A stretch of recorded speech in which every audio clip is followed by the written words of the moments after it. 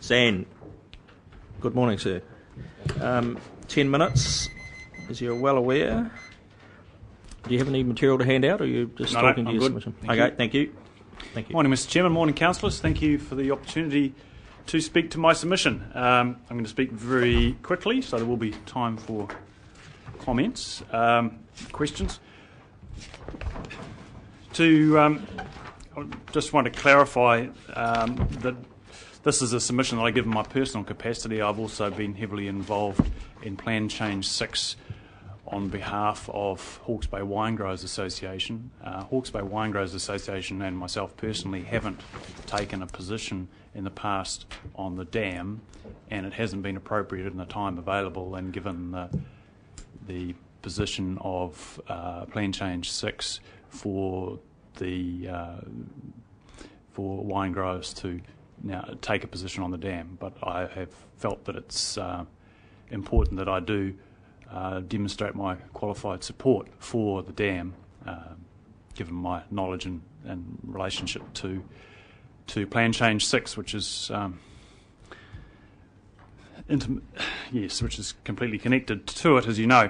So the key point I want to make is that the Board of Inquiry has put a lot of effort into considering and particularly the environmental aspects of the dam, and they have delivered their verdict that from an environmental point of view the dam is acceptable, and they've approved the resource consents. So the question for councillors is to weigh up the other considerations that didn't come into that, and so that's the balancing act of looking at the social, economic and investment criteria that you guys have to balance. To me, it's as simple as that, and that's what we elect you people for. The dam is completely in line with the strategy that the Regional Council has adopted and has been well tested and well consulted on.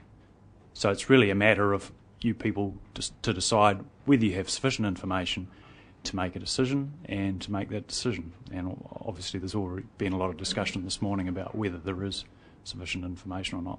You have to decide. So I'm open to questions. Thank you. One question, please, Mr. Barker, to start with. One question. It's thank you. Yeah, thank you. Thank you for your submission, Xan. It's very well written. My question is, must the Regional Council exercise the highest standards of fiduciary duty when making its decision, including having unfettered access to the business case, which is complete in every detail, and that councils assure themselves that the 40 million cubic metres as a condition precedent is unconditional to buy and unconditional to supply? I think I understand the question. I've heard it a couple of times this morning already. Certainly, councillors have to exercise appropriate standards of decision making. I'm not qualified to give you a technical response to that question, but you are held to high standards, there is no doubt about that.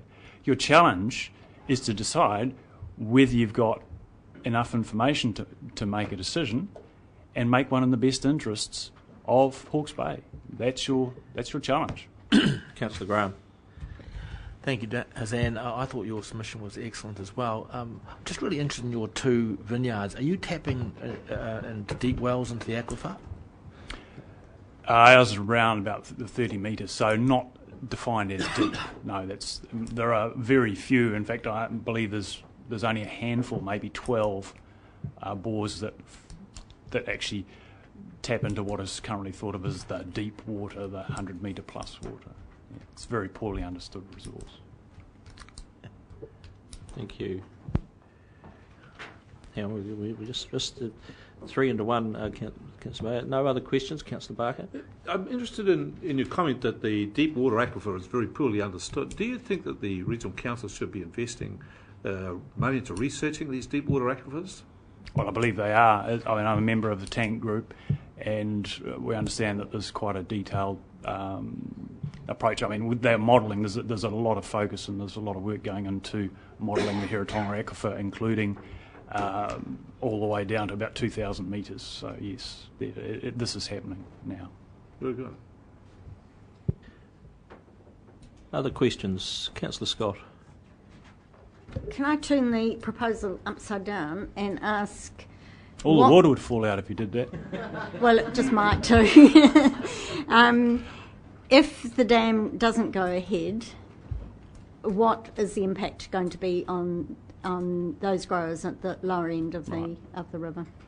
Well, one of the things that's come out of Plan Change 6 is has made it abundantly clear that there is a trend towards increasing minimum flows on rivers, and the inevitable consequence of that is that you either have reducing production and reducing intensity of production, or you have to find alternative water, and you've really only got water store to make any significant impact on that water deficit that arises from minimum flows. You can either store or you can tap a groundwater resource. Now, Plan Change 6 puts in place much more complex and stringent standards around extracting groundwater where it may be connected to surface water flows. So that has yet to be worked through completely in terms of how much it will impact lower Tukituki irrigators, but there's no doubt that there is going to be less water available simply through the impact of those groundwater surface water linkage rules. That's one thing.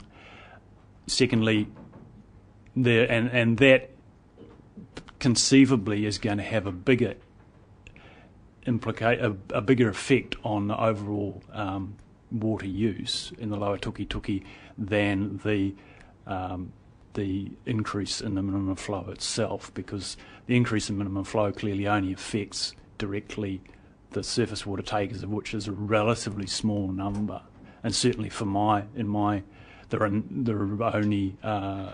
industry, there are only one or two takes from that, but there are a number more who may, through those surface water linkage rules, be impacted, and the implication is that they will, for the first time, be subjected to a cut-off, and in fact that cut-off is going to be around about, I think it's about a 3 and 10 year loss of water, loss of irrigation for those groundwater takes that are deemed to be linked. So that is significant. Thank you, Mr. Harding. We're getting close to a couple of minutes left. Councillor Pike. Just from your point of view as a grape grower, looking at the Ruataniwha area, and a lot has been said about what might happen with intensification there. Do you see the likelihood of vineyards actually developing on that area?